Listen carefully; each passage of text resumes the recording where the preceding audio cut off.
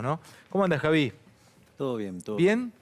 ¿Y cómo lo seguís vos? ¿Vos estás mirando el 2023? O sea, mira, en el fútbol se dice vos eras arquero. No hay que jugar la final antes o la noche anterior porque te come piernas y te desgasta. ¿Desgasta para vos como candidato presidencial pensar el 2023 o no? Mira, lo que nosotros estamos haciendo es prepararnos para hacer una alternativa de verdad. Ujú. Hoy nosotros ya estamos en 23 de los 24 distritos, es decir, que estamos desarrollando una alternativa competitiva. Y lo otro que estamos haciendo es ir perfeccionando el programa para sacar a la Argentina de este desastre.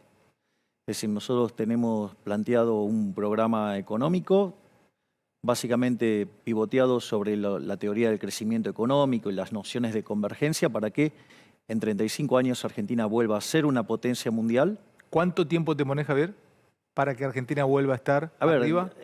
mira, cuando vos estudiás los ejercicios de convergencia, que es cuánto tiempo vos alcanzarías, por ejemplo, a Estados Unidos en dinámica de PBI per cápita, dada la situación que tiene hoy Argentina, tardaría 35 años, ponele.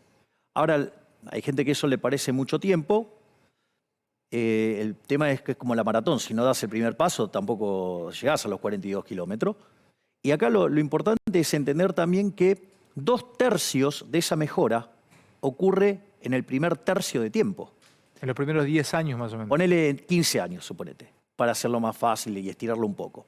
Entonces, vos podrías lograr 2/3 del objetivo en un lapso de 15 años, ponele. Entonces, me parece que vale la pena, porque si seguimos haciendo lo que estamos haciendo ahora, vamos a terminar siendo la villa miseria más grande del mundo.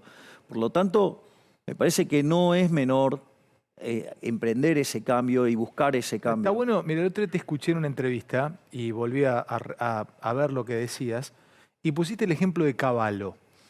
No es que son 6 meses, no es que si te tocara en 6 meses es todo color de rosa. Vos dijiste que lo de Cavallo, pasar las dos hiper fuertes, bueno, una de 5.000 y pico que fue la de Alfonsín, pero una de 1.200% que fue la de Menem.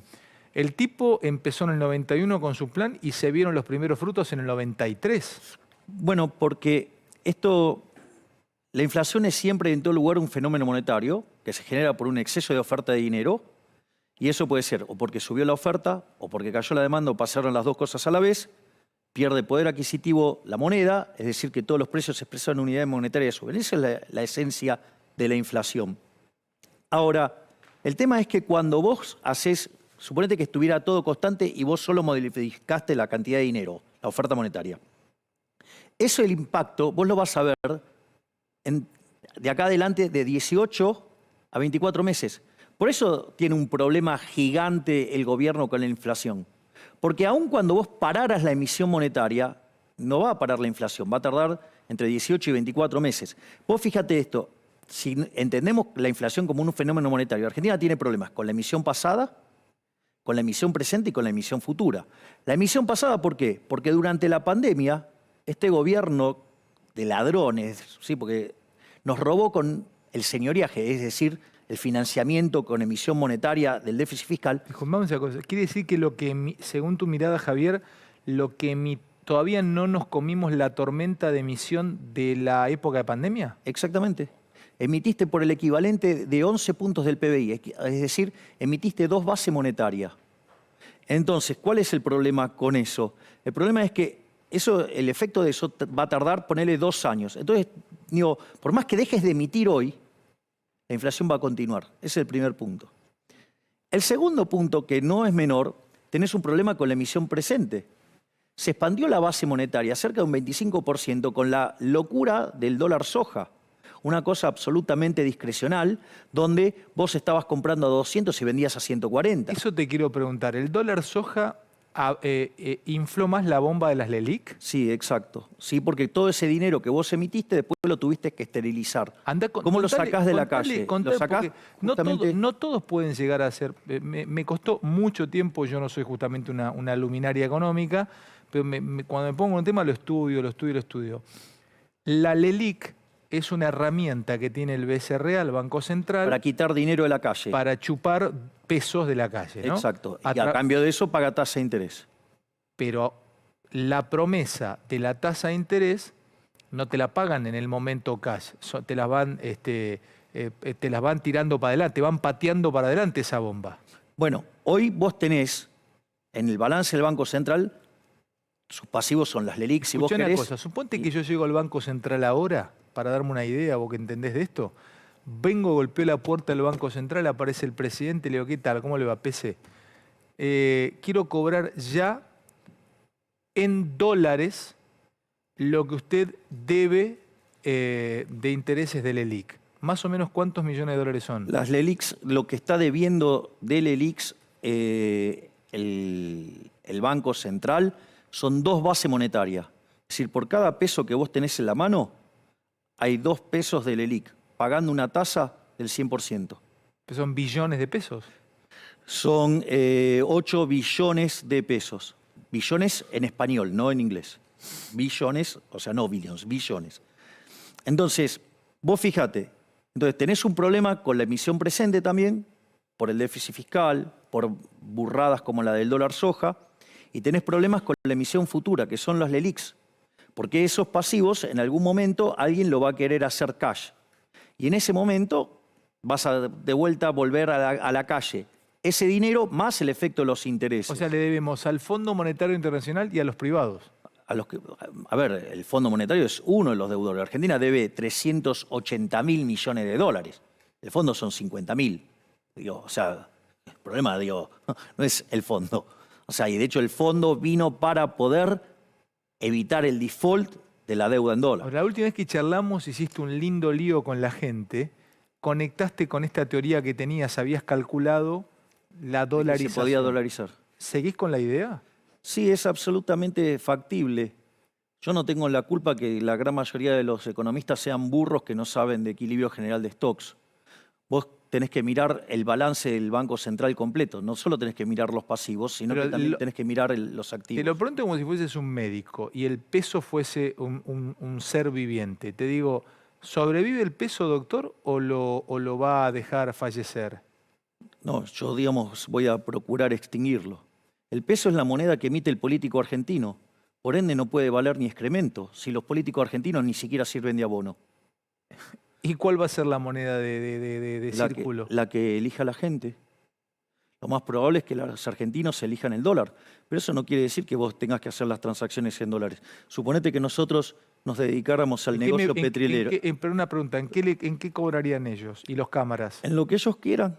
Pero los cámaras van a pedir, los chicos de acá Pablo va a pedir cobrar en dólares. Bueno, cobrará en dólares. Pero suponete que nosotros queremos hacer transacciones. Pero ¿y a cuánto le darían cómo es la especificación, cómo es el cambio? Bueno, ¿Vos le pagan $3? No. Bueno, a ver, te pagan lo que vos ganás. O sea, ¿Cuánto más es el cambio? Si yo gano, suponete, 200.000 pesos, ¿cuánto? Bueno, digamos, a 320, ¿sí?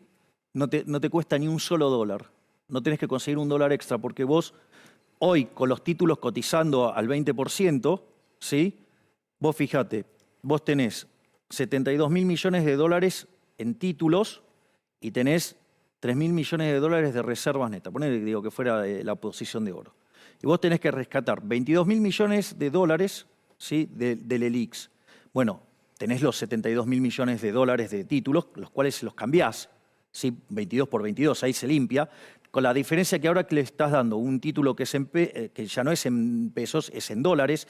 Además, no solo que le mejorás la moneda, porque no lo vas a destrozar, sino que además va a tener mucha liquidez, porque un instrumento de esas características va a ser fácil de intercambiar y llevar al mercado. ¿Cuánto tiempo te llevaría dolarizarla? Depende de la situación de inicio. Si vos te encontrás con una hiperinflación, lo haces muy rápido porque se te destruye el valor de los activos. ¿Y vos crees que el que llega presidente va a llegar con hiperinflación? No lo sé, pero yo ese es el caso fácil para resolver. ¿La hiperinflación, si se diera, o la inflación? No, la hiperinflación, es cuando se te hace más fácil resolver el problema de la dolarización, porque los activos domésticos no valen nada. Se te licúan. Exactamente.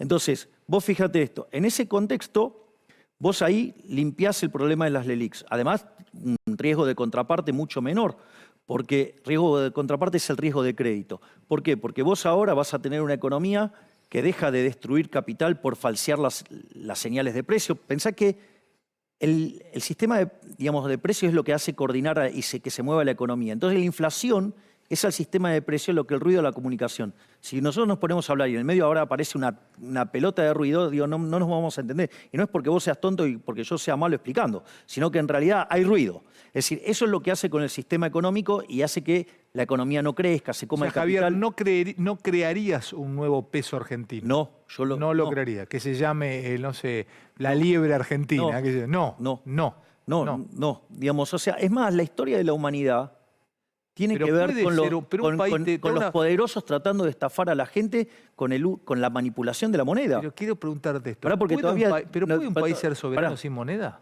Ay, digamos, o sea, a vos lo que te hace soberano es que estés bien. Es decir, no, digamos, hambrear a la gente y robarla. ¿Desde cuándo, digamos, o sea, pero de vuelta, ¿una sociedad de saqueadores está bien? No. Digo, ¿cómo trata la Torá, digamos, a Sodoma? ¿Cómo la trata? Me imagino que a Sodoma la trata mal, porque Sodoma... Porque es una sociedad de saqueadores. Sodoma era una sociedad de saqueadores, de gente perversa en un montón de cosas, y además una sociedad de saqueadores. Cuando están saliendo de Sodoma, ¿qué es lo que dice? No te des vuelta porque Digo, ¿qué pasa si te das vuelta? Quedas convertido en sal. ¿Y por qué te crees que se convierte en sal? No sé. ¿De dónde viene la palabra salario? Del pago. Claro, porque te pagan con sal. Era la moneda. ¿Me entendés?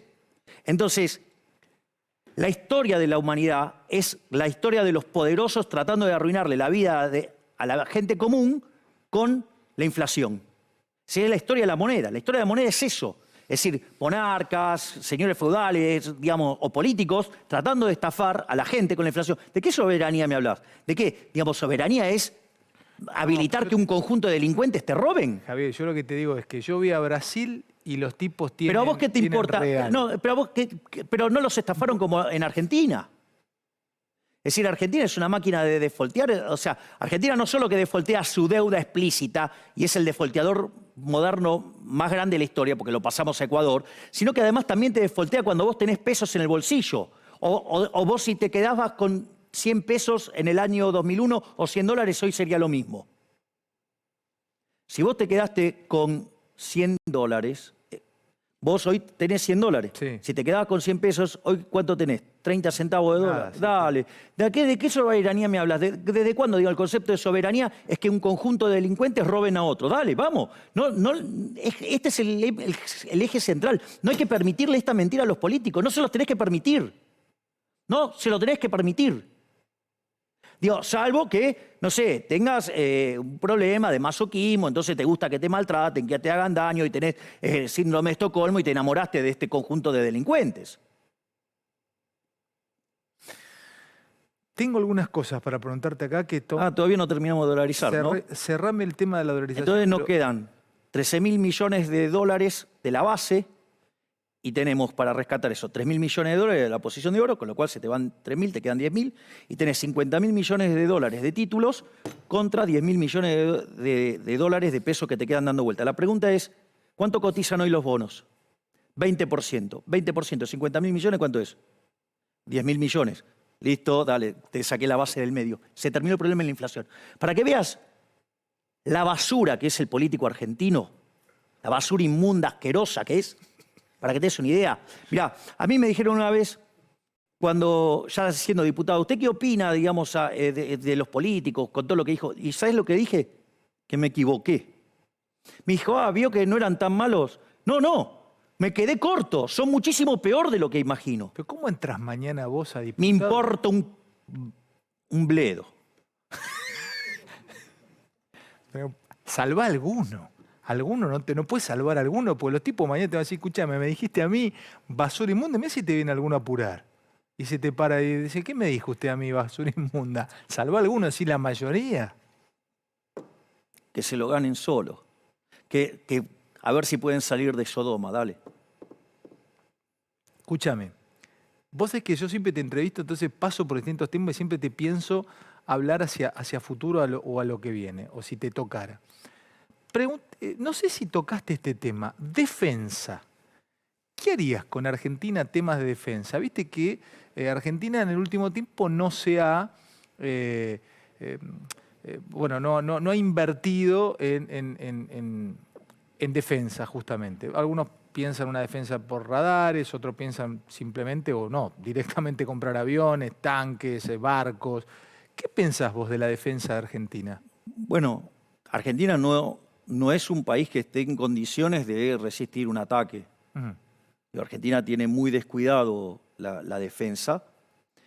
Y no solo que la tiene muy descuidada, hay un problema ideológico por la cual, digamos, aquellos que tendrían que defendernos, o sea, además son castigados, estigmatizados, perseguidos, con lo cual ahí tenemos un problema grande, porque salvo que vos vivas en un mundo de anarquía, donde por definición no existirían las fronteras, no existirían la bandera, no existiría nada, en ese mundo, digamos, o sea, tampoco existe Estado y por ende, digamos, no tenés nada que defender tampoco, digamos, o sea, los individuos se moverían libremente, o sea, no sería ningún, digamos, sería un mundo de esas características. No es el mundo que tenemos, es otro el que tenemos. Afortunadamente, tenemos vecinos que no son belicosos para con nosotros. Y entonces eso nos permite, digamos, mantener esta situación de estar con el país absolutamente indefenso. Digo, por suerte, digo, nadie nos va a atacar, digo, porque no hay conflictos, pero digo... Pero vos sabés que hay hipótesis a futuro, siempre hay hipótesis de conflicto que ojalá no se den, pero reservas de acuíferas, cuando se tome posesión definitiva o se hagan las líneas de división de la Antártida, etcétera. Pues es que el mundo geopolíticamente se mueve permanentemente. Ojalá que nunca tengamos un enfrentamiento bélico. Tratemos de... Pero vos pensás... Pero tratemos de resolverlo por la vía diplomática. Es decir, vos lo que tenés que hacer es resolverlo por la vía diplomática. Veo, por ejemplo, te hago yo la pregunta a vos, ¿cómo resolverías el tema de Malvinas?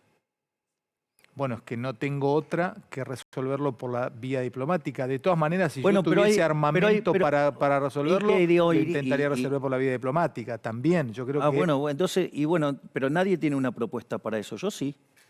¿Y cuál es tu...? Epa. Hacer, por ejemplo, como hizo Inglaterra, el acuerdo que hizo con China respecto a Hong Kong. ¿Vos tenés propuesta para recuperar Malvinas? Sí, claro, pero por la vía diplomática. ¿Y cuál sería tu propuesta a Inglaterra? ¿Y cómo fue el acuerdo con Hong Kong? Bueno, digamos, pasó un determinado tiempo, digamos, se cumplieron las determinadas metas y automáticamente Inglaterra le devolvió Hong Kong a China. Es decir, acá, digamos, hay que hacer lo mismo, pero teniendo en cuenta también la voluntad de las personas que viven en la isla, ¿sí? Porque, digamos, o sea, son personas que viven en la línea de un país desarrollado y no en un país, digamos, miserable. Pero, Javi, querido, ahí China lo defiende, es una potencia nuclear, está desarrollando misiles hipersónicos, tiene presencia en la mayoría... Pero si digamos, los acuerdos para llegar a eso no fueron, digamos, de hace 2 días. O sea, vos confías en vos tenés que agarrarte, tenés que sentar con los ingleses, porque hubo una guerra, ellos lo ganaron, y te tenés que decir, mirá, el territorio, por acorde a las definiciones, digamos, le corresponde a la Argentina. Entonces, tratar de llegar a un acuerdo. Y un acuerdo que, de largo plazo, digamos, implique que digamos, las islas vuelvan al país, porque, digamos, o sea, la forma en la cual se definen estas cuestas, digamos, están a favor de Argentina, pero, digamos, sin que sea violenta y que, además, sobre todas las cosas, contemple la posición de la gente que vive en las islas. Es una cosa, Javier, que te lo tenía como tema, el tema de tu diplomacia, ¿cómo sería? ¿Hacia dónde miraría tu mis país? aliados, yo ya lo dije abiertamente, mis aliados es el mundo occidental, o sea, mis aliados es, dentro del mundo occidental y la lógica occidental, se lo computa Japón ahí también, ¿no? O sea, tengamos en cuenta eso. Pero son los valores de Occidente y además alineados también, o sea, con Israel. Es decir, mis socios, digamos, en mi definición, son Israel y Estados Unidos. Son mis socios naturales. Uh-huh. O sea, tu diplomacia va y de hecho, si yo llego a ser presidente, mi primer viaje va a ser a Israel. Y es más, voy a proponer cambiar digamos, la embajada, desde pasarla de Tel Aviv, pasarla a Jerusalén. Ujú. Otro tema espinosísimo, que no sé si te he escuchado, has tenido alguna definición, pero vos te estás pensando, los números te dan, eh, o sea, te puede tocar. De hecho, soy el único que tiene un plan económico en serio. Con 3 generaciones de reforma, con la secuencialidad de las mismas, cómo avanzar y terminar con el problema inflacionario. Vos sabés que hay temas también que no son centrales para la mayoría de los argentinos, pero son importantes, siguen siendo importantes para mucha gente en Argentina, y te los toco, así como te dije recién, el tema de la diplomacia creo que nos incumbe a todos. ¿Qué harías con la AFI? No, yo ese tipo de cosas de la AFI, digamos, o sea, metiéndose adentro de la vida de la gente, digamos, se utiliza para espiar y para hacer chanchadas políticas. Eso está totalmente deformado. Ujú.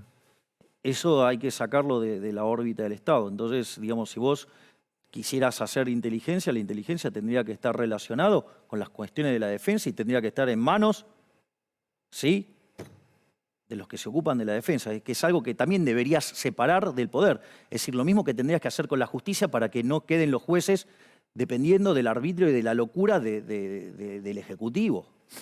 Sigo preguntándote, ¿vos qué harías con las importaciones? Viste que hoy se está discutiendo mucho el tema de la ropa, el tema de la indumentaria en Argentina.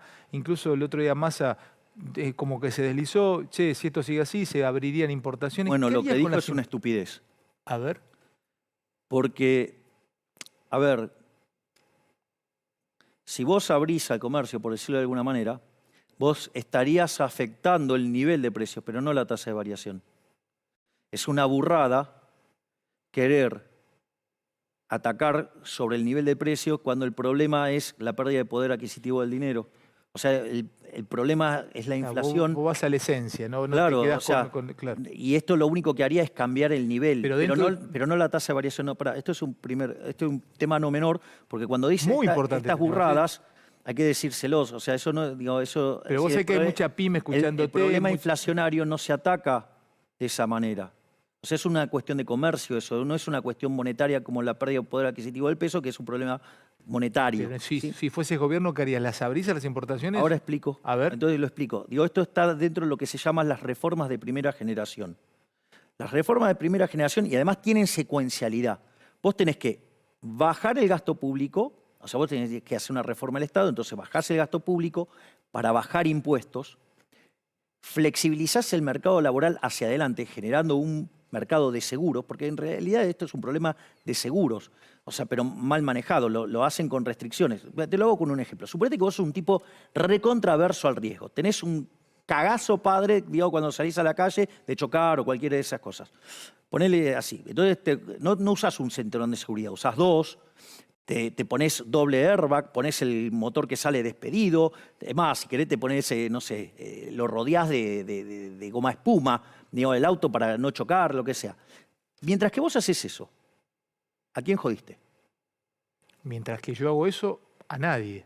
Ok, es una decisión tuya. Todos Sí. esos seguros son una decisión tuya. Ahora suponete que vos lo resolvés como se resuelve el mercado laboral en Argentina. Vos vas a salir a la calle y le prohibís a todos los demás que salgan. ¿Te das cuenta que es un disparate?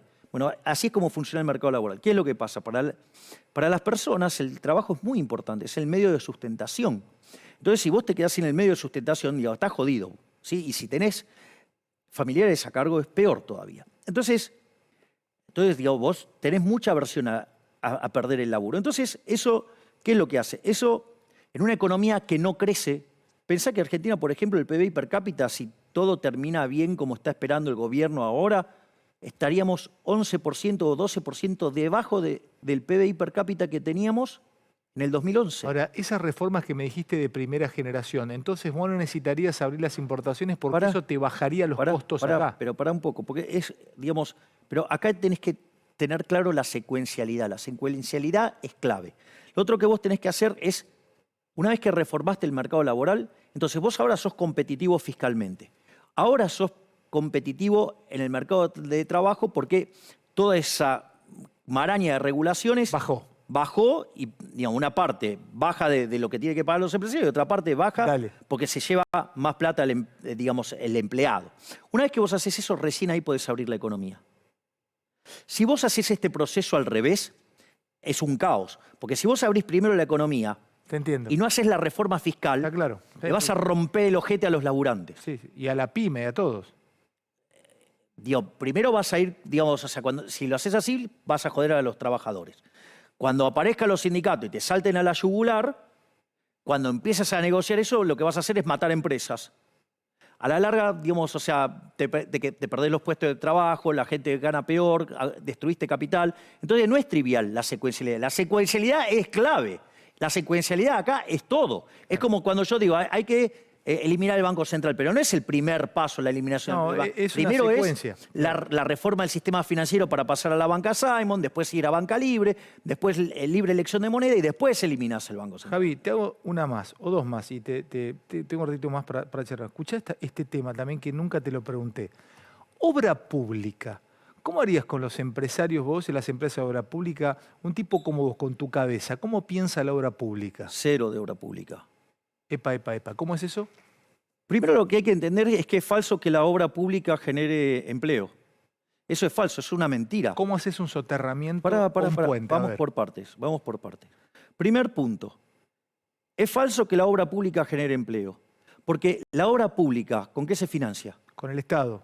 No, pero digo, dale. Lo enganchaste acá haciendo agua a Fideo Berreta, digamos, dale, no podés errarle. Dale. ¿Con qué lo financiás?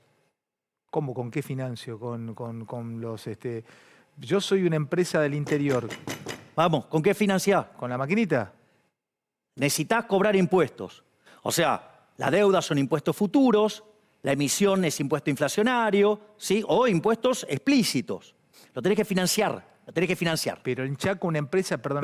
Pero seguime el argumento. Pero una ruta que te hace una empresa Pero podés seguir el argumento. Ahora vamos a ir a eso. Claro, Javi, pero no podemos salir de ahí. Pero eso viene después. Primero hay que entender lo básico. Porque acá no se entiende lo básico. Entonces, como no se entiende lo básico, hay que discutir haciendo cuentas en un abaco. Entonces, seguime. Vos lo pagás con impuestos eso. Eso paga con impuestos. Cuando vos le cobrás impuesto a alguien, estás destruyendo puestos de trabajo en otra parte de la economía. Entonces estás pasando, en realidad, estás destruyendo un sector para que el Estado haga esa obra pública. O sea, que no generó nada. Y eso es, sí, solo pero sí. da trabajo esa obra pública. Pero no da trabajo porque lo destruyó antes en otro lado. Y en el medio además hay un pasamano. Porque además, si esa obra la gente la quisiera hacer, ya lo hubiera hecho. Si la está haciendo el gobierno es porque nadie la quiere hacer. Pero escúchame, pero si nadie la quiere, Keynes eso funcionó. No, eso no funcionó. Eso es digamos, tened en cuenta que la teoría general es un panfleto escrito para políticos mesiánicos, chorros y corruptos. Dale, seguí con la obra pública, dale que me interesa entonces, esto, sí. ¿cuál es el punto? El punto es que vos estás sacando recursos de un lado, estás destrozando sectores para financiar esa obra pública. Si esa obra pública, además, no puede ser eficiente. ¿Por qué? Porque la gente quería gastar en otra cosa, no en eso. Por lo tanto, eso tiene que ver, digamos, con los que les gusta el asfalto y todo, las baldosas. Entonces, es tremendo, porque de ahí afanás a lo loco. Entonces, ¿De ahí qué? De ahí afanás a lo loco. Claro. O sea, la corrupción existe porque existe el Estado. Es decir, la corrupción es inherente a la existencia del Estado. Si vos en una empresa tenés corrupción, un vendedor que compra más caro, puede aparecer otra empresa y puede vender el mismo producto pero más barato, ¿sí? O al mismo precio uno de mejor calidad o alguna combinación y te mandó a la quiebra. Pero como el Estado vive de una fuente coactiva de ingresos, no pasa nada. ¿Me comprendés? Pero además estarías haciendo un supuesto muy fuerte, que no hay, como decía Bastiat, las porosas manos de los políticos. Es decir, vos vas a sacar plata de acá y acá va a llegar menos. Ya el solo hecho de pagar los sueldos y toda la operatoria, ya eso hace que... ¿Quién haría la obra, Javier? El sector privado. En Chile, digo, las rutas las hace el sector privado. ¿Y si no te licitan, los tipos no van y no se presentan? Entonces es porque esa obra no tiene que existir porque nadie la valora. O si no, ¿qué te crees que es lo que refleja el sistema de precio? Si yo no tengo la culpa, digamos, o sea, que esté lleno de economistas y políticos brutos que desprecian el rol del sistema de precio. Escuchame una cosa, si necesito un acueducto en La Rioja... Pero ¿y quién dice que lo necesitas? No, Javi, sí, lo necesito. Bueno, si lo necesitas, entonces alguien lo va a pagar. Si no, No lo hace. No, pero para eso está el Estado. Donde No, nadie no, el quiere- Estado no está para eso. Sí, Javier, donde No, no, el Estado está me tiene que aparecer el No, Estado. no, ¿cómo? ¿Y quién sos vos para decir qué es lo que quiere la gente? Vos estás definiendo por el total de la sociedad arrogantemente. ¿Sí? ¿Te crees que conocés las preferencias de todos los agentes, digo, pasada, presente, futura, de Pero, todos Javi, los que van a venir? Vos te conocés lo la digo preferencia como- de todos. pero te lo digo ¿Sabés como- cómo llamó eso Hayek en su último libro? La fatal arrogancia. Digamos, vos para hacer eso, para saber eso, Alejandro. Yo soy de para- Santa Fe, No, pero necesito que me vayan los aviones a Santa Fe. Porque Bueno, si pero no vos me estás de viajan- acuerdo en robarle a la gente. No. Y bueno, ¿y Pero qué si estás no- proponiendo? pero Estás si no me proponiendo, viaja el Estado a La Rioja, está proponiendo que el Estado vaya, le robe la guita Javi, a algo para beneficiarte vos. Javi, Dale, eso es Javi, inmoral, Alejandro. Mírame. No, mirame Pero vos a mí. Pero mirá una Eso es cosa, inmoral. escúchame. Eso es inmoral. Suponte que Pero pará, no hay me pero dejás- lo último, no, cortito, déjame pero terminar si el no hay argumento. empresa del Pero déjame Estado, terminar ¿quién el viaja a La argumento. Rioja? Déjame terminar el argumento. Si eso, el mercado no lo quiere, no tiene por qué existir. Y si existe, digamos, o sea, no va a ser eficiente nunca. Y además, no son eficientes porque no hay nada peor que gastar el dinero de otros en otros. Es una forma absolutamente irresponsable. Entonces, todo lo que haga el Estado hace daño, porque además se financia con impuestos. ¿A qué te suena impuesto? Impuesto es una rémora de la esclavitud. ¿Sabes, digamos, qué pasó, digamos, a Israel? ¿Qué le pasó en Egipto? Primero eran libres. Como vieron que progresaban, le metieron impuestos. Y como seguían progresando, le metieron más impuestos. ¿Y entonces qué hicieron? Le cobraron impuestos del 100%, le hicieron esclavos. Y por eso, digamos, después, Moisés los saca al pueblo judío de ahí. Dame esta respuesta que yo necesito escuchártela porque este es un programa muy Pero federal. lo que te digo es que la obra pública no genera empleo, Javi, solo genera corrupción. Yo voy a hacer que la obra pública sea cero y voy a utilizar el sistema de iniciativa privada a la chilena. Porque es lo que usaron los chilenos cuando llegaron al gobierno, no tenían un mango, estaba todo volcado porque el impresentable de Allende había hecho un desastre. Y entonces, ¿cómo hacían? Y diseñaron un mecanismo para que lo hagan los privados. Javi, querido, yo el fin de semana me tocó viajar me casé en Bahía Blanca, ¿no? Y un montón de invitados míos viajaron en avión. Había vuelo a Bahía Blanca. Me toca a mí ser de San Vicente, Santa Fe, para venir a Buenos Aires, o por ejemplo mi hijo, que vino a visitarme desde Córdoba con su novia, con Mari.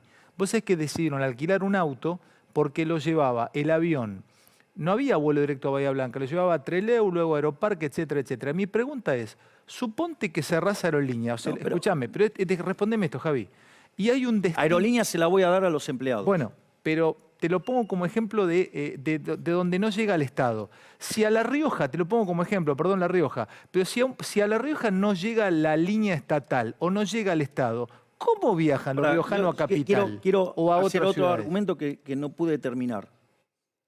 Vos para poder saber eso, tendrías que conocer la preferencia de todos los agentes, pasados, presentes, futuros.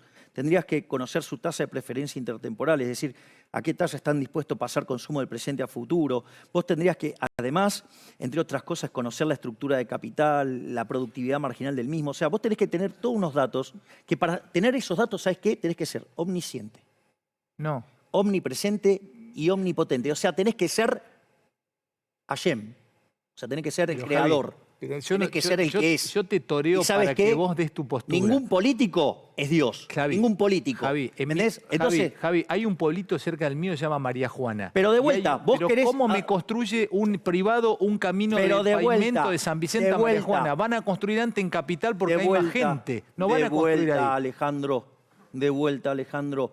Vos, entonces, lo que estás diciendo que esa gente tiene derecho a robarle a otros para que se haga ese caminito para que ellos estén más contentos. No, yo estoy preocupado. ¿Y cómo lo vas a financiar? Los impuestos no se pagan voluntariamente. Los impuestos se pagan a punta de pistola. Recordá algo. Al Capone lo acusaron de traficante, lo acusaron de asesino. ¿Y por qué fue impuesto? Fue preso por los impuestos, por evadir impuestos. Y porque la de la casta no se toca. Dale, loco, en serio te lo digo.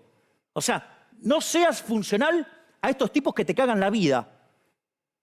No seas funcional pensando en la pecera que quieren ellos que pienses. Porque además, por ejemplo, son tan perversos que la educación pública es una gran mentira, porque no te da la educación que vos necesitas. Independientemente que sea de gestión estatal o de gestión privada. Te da la que el Estado necesita. Vos vas a la UBA, preguntás por Ludwig von Mises y creen que es el 9 de Holanda. no el economista más importante de la historia. Y te cierro con esto, porque también es un tema de seguridad. ¿Las cárceles qué harías? Cárceles privadas. Entonces, digamos, los presos van a tener que autosustentarse, digamos, el daño que le causó a la sociedad. Cárceles privadas, Sí, empresas claro, privadas. obvio. Sí, claro, obvio. Pero que el preso, ¿cómo estaría dentro? Labura. Adentro de la cárcel labura para sostenerse y poder cumplir su pena. Bueno, siempre dejás títulos, Javier, ¿eh? Siempre. Y cerrame con esto. Vendo dos y te hago una pregunta de tu futuro. ¿Cómo sigue tu futuro, Javier? En Lomas del Sol, en San Juan, cosechan y seleccionan cada producto para que llegue a tu mesa simplemente lo mejor que les dé la tierra. Lomas del Sol Agroalimento, más de 30 productos del campo sanjuanino a la mesa de los argentinos. En Lomas del Sol, en San Juan, cosechamos y seleccionamos cada durazno. Che, ¿puede ser que falte uno en una lata? Ay, disculpen, es todo tan rico que no me puedo aguantar. Lomas del Sol Agroalimentos, del campo sanjuanino a la mesa de los argentinos. Bueno, hay paro de peajes, se está levantando, ahora lo voy a hablar con mis compañeros también. Ahora en Telecentro, tu casa también puede ser sede, disfrutar al máximo la definición 4K Ultra HD, el sonido envolvente del asistente virtual Alexa, y con Telecentro Wi-Fi y Telecentro Play podés seguir viendo el fútbol donde quieras. Mirá. Estamos en la puerta de una casa que acaba de convertirse en una sede más. Y la gente llega de todos lados. Bueno, acá tenemos a la hinchada acomodándose, varios aprovechando los 1000 megas. Con Telecentro, tu casa es sede. Vení Telecentro. Bueno, terrible, tremendo. Está escribiendo mucha gente, explotado el celular, explotado redes sociales con esta, siempre que nos juntamos, qué quilombo. Qué lindo quilombo, por Dios. O sea que cada vez que me hace jugar, rindo. Pero vos sos arquero. Bueno, Chilaver también hacía goles. Sí, es cierto. Wow, estás rápido, ¿eh? Qué arquero, Chila, ¿Quién fue el mejor arquero de la historia? El Pato Filiol. Dame la mano. Totalmente. Uy, boludo, me quebraste un dedo, me hizo ruido. Agustín Rossi, el mejor arquero de la historia. No, el mejor arquero de la historia que yo vi fue el Pato Filiol. Yo creo que un día pasó Superman por Argentina y quiso jugar al fútbol, y cuando vio a Filiol dijo, no, esto es demasiado para mí. Epa. El Pato Filiol. Mirá, es más, la discusión Gatti-Filiol es una discusión sin sentido, es Filiol. Es Filiol, sí. ¿Sabes por qué? Porque en el fútbol, ¿cuántos pueden jugar lícitamente con la mano? Uno, que es el arquero. Bueno, o sea que jugar con la mano es un recurso escaso. Por eso se llama fútbol, se juega con el pie. ¿No? Jugar con la mano es un recurso escaso. Gatti usaba los pies, listo, ya está, se terminó. Dale. Uno puede llevar la ciudad de la libertad al arquero. Te lo dice alguien que era hincha de Boca. Yo estoy de acuerdo con... ¿Y te cambiaste? No, dejé de serlo. Mira, yo dejé de ir a la cancha de Boca el día que se retiró Palermo. No, digamos, no fue algo que, digamos, la tristeza que me generó ese día, no pude volver más a la cancha de Boca. Y después dejé de ser de Boca cuando vino el populista Angelici a hacer un montón de desastres. Y así que, digamos, o sea, no soy más de Boca. ¿Y ahora sos hincha de quién? De nadie. Listo. ¿Y de la selección sí? ¿Sos escalonista? Es que, digo, no miro fútbol, no tengo tiempo. Una joya es una oportunidad. Invertí vendiendo tus objetos de valor en Cipriano. Confía en verdaderos expertos, alhajas, oro, brillantes, piedras preciosas, relojes de primeras marcas y obras de arte con la mejor cotización, los únicos en tasar, sin necesidad de dañar tus joyas. Mirá. Y los fines de semana te esperan en el local de Patio Bullrich, también los días feriados. Ingresá en ciprianocompra.com.ar, seguilos en @ciprianojoyas. ¿Estás pensando en vender tus objetos de valor? Elegí Cipriano Compra. Brindamos un servicio de excelencia junto al mejor asesoramiento. Si querés vender en un ambiente seguro, Cipriano es tu mejor negocio. Javi, gracias por venir, como siempre. Y gracias de verdad, porque siempre tenés la deferencia de estar charlando con nosotros. Para mí es un placer y es una forma de manifestar mi agradecimiento con quien me puso en primera. Gracias, Javier. Gracias por todo. Me voy a la mesa. Después del corte, me voy a la mesa. Hay más, dale.